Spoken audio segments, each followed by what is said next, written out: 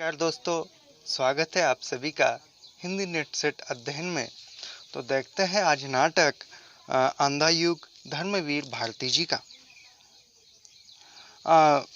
नाटक की समीक्षा कथा वस्तु देखने से पूर्व हम इस नाटक के मुख्य पात्र देखते हैं। सबसे प्रथम नाटक का नायक है जो है कृष्ण। नाटक का एक नैतिक केंद्र है जो एक राजनीतिज्ञ और भगवान दोनों ही रूपों में उजागर हुआ है। अश्वत्थामा एक केंद्रीय पात्र है। इसके इर्द गिर्द सारी घटनाएं और सारे प्रमुख गौण पात्र घूमते हुए नजर आते हैं। युधिष्ठिर केवल शांति की कामना करने वाला पात्र है। बरबस थोपे गए युद्ध ने उन्हें अत्यंत भाषण के लिए विवश किया है। उन्हें युद्ध से घोर वितृष्णा है। धृतराष्ट्र जो स्वार्थी है तथा तन से ही नहीं मन से ही अंधे है, पुत्रों की ममता को ही अपना अंतिम सत्य मान बैठे हैं, लेकिन उनके चरित्र में सपाट बयानी, सहजता और दुर्बलताओं को निसंकोच स्वीकार करने की महानता है। गांधारी जिनके पास आंधी ममता के साथ साथ तर्क व प्रज्ञा भी है। विदुर एक शांतिकामी, नीतिज्ञ, गांधीवादी, उदार व्यक्ति है। कृपाचार्य एक कुशल योद्धा, धर्मप्राण, न्याय के पक्षधर तथा उबे हुए सैनिक है। अंधा युग इस नाटक में धर्मवीर भारती जी ने कौरव और पांडवों के बीच जो युद्ध हुआ था, उस युद्ध की अंतिम संध्या का चित्रण इस नाटक में किया गया है। तो धर्मवीर भारती आधुनिक हिंदी साहित्य के प्रमुख लेखक, कवि, नाटककार और सामाजिक विचारक थे। इनका जन्म 25 दिसंबर 1926 को इलाहाबाद के अंदर सुइया मोहल्ले में हुआ। इन्हें वर्ष 1972 में पद्मश्री से सम्मानित किया गया था। अंधा युग इसका प्रसिद्ध नाटक है। इब्राहिम अजकाजी, राम गोपाल बजाज, अरविंद गोंड, M.K. रैना तथा कई अन्य निर्देशकों ने इसका मंचन भी किया गया है।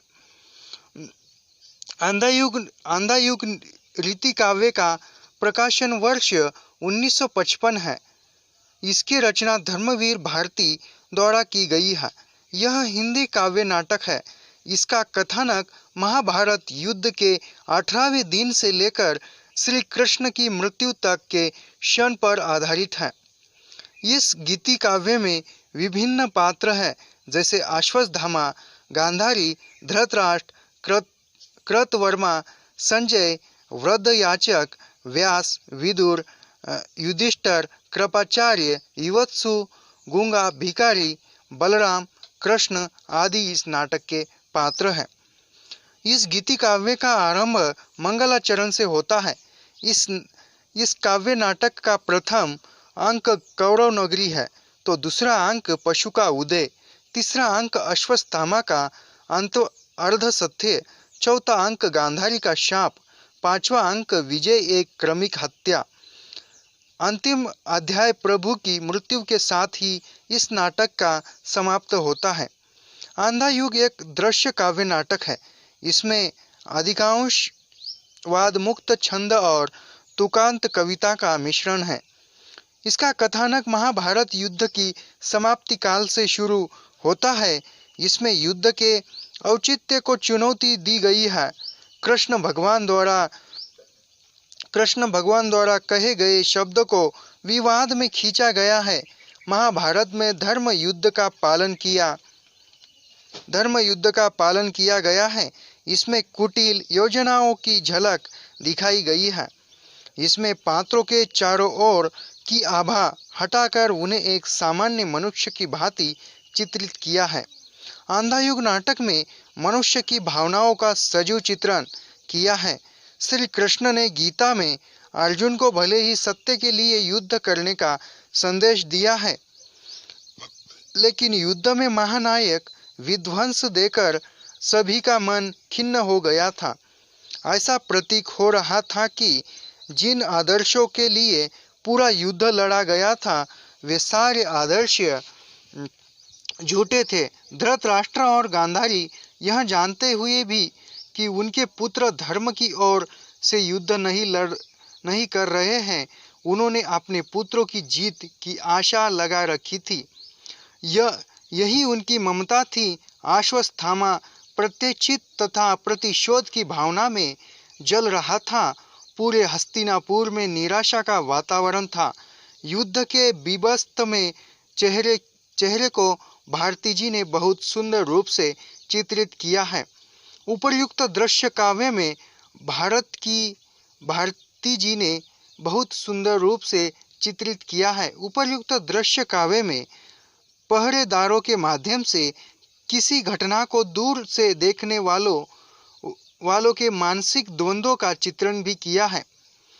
पहरेदारों के माध्यम से भारती जी ने संभ्रांत वर्ग के यानी जो अन्य वर्ग है, जो जनजीवन है, सामान्य व्यक्ति का चित्रण भारती जी ने दो पहरेदारों की माध्यम से किया है।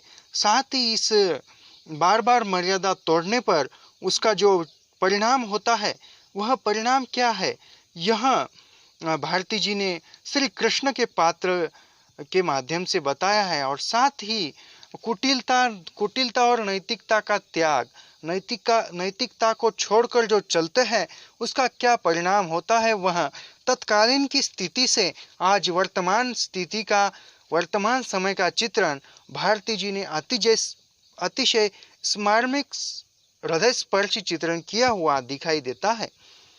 मिलते हैं तो नेक्स्ट वीडियो में। हमारा अगला नाटक है आंधा युग, आधे अधूरे, मोहन राकेश जी का। यह हम नाटक अगले वीडियो में देखते हैं। धन्यवाद।